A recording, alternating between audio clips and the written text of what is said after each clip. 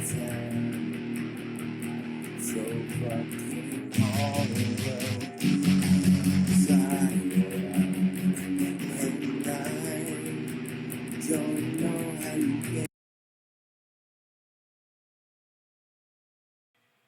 guys, I'm Foxx Topix, your host with the most fur. If you don't like my music, that's fine. I'm just using the music I make to do my openings here. And it's been a while, am I right? Like, it's been seriously a long time since I actually did a video. And some of that's laziness, some of it's gaming, some of it's just, summer activities doing their thing. And, I'm a busy guy. I'm writing my novels. Like, I got uh, Island of Peril coming out here in October. So be on the lookout for that. Should be exciting. Um, I haven't made too whole crazy much money on my books, but I do put my best work out there. And I am going to be doing second editions in the future to kind of reformat and put them in actual, book-sized things and stuff. So there's that. I don't want to go on too much about that. So main topic of the video today, other than me apologizing for not being on very much these days or doing the spinning of the wheel even for the giveaway. I keep meaning to do that. I keep spacing, and sometimes it gets too late, or I don't feel like getting on my computer, and then it's like, I don't want to keep letting you guys down. You know what I mean? Like, I just, instead of saying sorry all the time, I'm just gonna be like, kind of right now, like, kind of expect that I'm gonna be kind of flaky sometimes now. Just kidding. I don't mean it like that. I have the best intentions for you guys, and I really do mean to do better in the future. And I don't really have a good excuse, so I am sorry. This is me apologizing for that. So we will be doing that sometime, probably tomorrow. Probably. I mean, I'm not, I'm just saying. So forgive me, and let's move on to the actual topic of today's video because I find it actually quite interesting. So here we go. And if you wanted to hear the full song of my song, Happy Mask Is It, on my main Foxx Topix channel, some people say it rocks.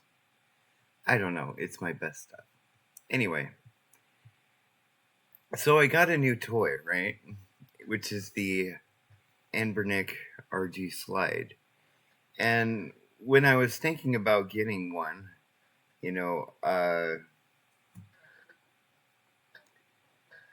I was looking up YouTube, right? Like, just what can this thing do? What can I expect this thing to do? And I noticed, other than like this one that came out 2 days ago, but many of them came out a month ago. You see this, right? And there's a reason for that, and that's because it released like a month ago. Even TechTweeb here, there. TechTweeb, by the way, is a very cool YouTuber. Check him out. He's the reason why I pretty much get sold on all these little gizmos and doohickeys, but a lot of these videos are just like from 1 month ago, and it's not really stress testing or anything else. It's just, them blabbing the same core features that any RG slide has, right? Spec wise. Like, if you guys really want to know, like, here we go. The RG slide specs, right? You could Google it yourself, But here it is. They'll always mention this part, right? That it's a 4x7-inch LTPS in-cell display with a resolution of 1280 by 960 pixels and a maximum refresh rate of 120 hertz. The Unisoc T8020 processor paired with Mali G57 GPU, 8 gigabytes of RAM, 128 gigabytes of 2.2 storage, whatever. It runs on Android 13. It has a battery that with an estimated lifespan of 6 hours, la da da da da da da. Like, they always repeat that stuff. And then they keep, if they do show ROMs, right, it'll always be like the ROMs that it comes with it on it, right? Like, do people not, like, rip their own ROMs to test them or something? So I'm going to lay out my experience with it. I've had it for a bit now, and I'm not going to, like, sugarcoat it or tell you it's the best thing ever, but here it is. It is a big boy. I know I have small girly hands and everything, but this is a thick thing. Comparatively, when it's closed like this, it's about as thick as a regular Game Boy. It's about the same size as a regular normal Game Boy from the 90s, right? And, you know, slid open, it's quite a bit bigger there, right? So I'll turn it on here. And in case if you guys are wondering about, like, you know, the slide function, right? Like, I took this thing camping. I've flipped it open, closed it like 500 times by now. Like, it's still just as strong as when I started. So it's Android 13. So if you know what that's like, then you know what it's like, right? I don't know if I can make that any better. But so it does run a lot of emulation, right? So you got your PS2 and you got your GameCube and you got about that is about the max. Like, you know, you got your Dreamcast, you got your PS2 capabilities, GameCube, but PS2 has a little bit of caveats, right? Like, it's not like gonna be your ultimate PS2 on the go, but it will play them, right? Which is great. Mostly out of the box. If you're going for PS2, I recommend getting the Nether emulator because that's better than the Ether one it comes with. And you know, it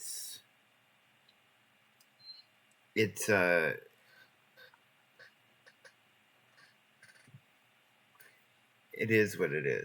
Like, it'll run. The only games that I've seen that it can't really play was like really high demanding ones, like Rogue Galaxy kind of chugged along, Drakengard kind of chugged along, you know, that sort of thing. But Resident Evil 4 and stuff will run just fine. Some stuff will be a little require some tweaks, right? You know, you'll need to have to, you know, boost something or, you know, fiddle around for something. But mostly, you know, it's running these games as they should. But beyond that,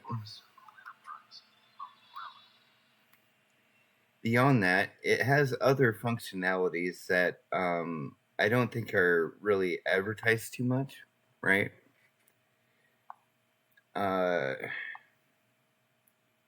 It can, in fact,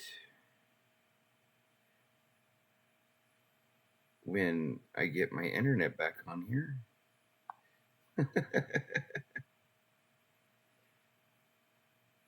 This is why a lot of people do editing. I unfortunately haven't done a lot of editing, so oops. In the past, I don't know. I like going off the cuff. It's more personal. It's like, you know, I hate when things feel on YouTube like they're so scripted. It's crazy. So while it's thinking about connecting, it can, connect to the internet. It can run Game Pass, but I don't recommend it for those widescreen games or like 4K games. Like, you can technically play like Black Ops 6 on this through Game Pass, but I really don't recommend it. Just because of the screen. But yeah, it can run Game Pass. Like, it's running a little slow right now. I think it's my laptop's like right here sucking the same Wi-Fi. So, but there's that. So if you want something that over Wi-Fi to play something Game Pass on, like some of these other games, go for it. Like, it's a good thing. Another thing I like about it is it's very touchscreeny. You can close it up and use it vertically, which is kind of cool. Some people mentioned that like part of the side here is a little black, but like there's that little section that's a little wider when you're playing it vertically like this than the other side. It's kind of hard to explain it, and if you can't see it, you won't see it, but you see what I mean there? Along there. So there's that. Like, it's not going to bug you or anything. One thing a lot of people said was that this game tends to, or this system tends to be a little top heavy, right? And I don't know. Maybe it's just how my hand is, right? But when I open it, I don't really feel that much more weight on the top. Like, is it imbalanced? Yeah, kinda. But unless if you're a weakling, you're not really gonna notice the difference, right? It's pretty good. We got, Nintendo don't at me here, but GameCube runs pretty flawlessly. It's good.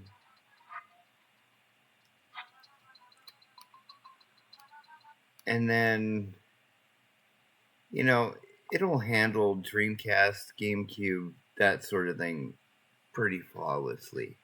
PS2 is the only one I really saw a lot of hiccups on, and PSP is a little bit widescreen, so you might want to go for something more horizontal, like another one I'll show you guys, which is the RG35XXH, right?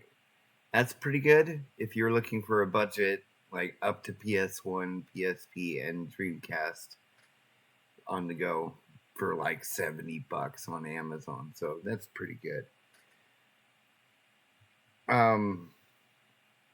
It does have an FM tuner.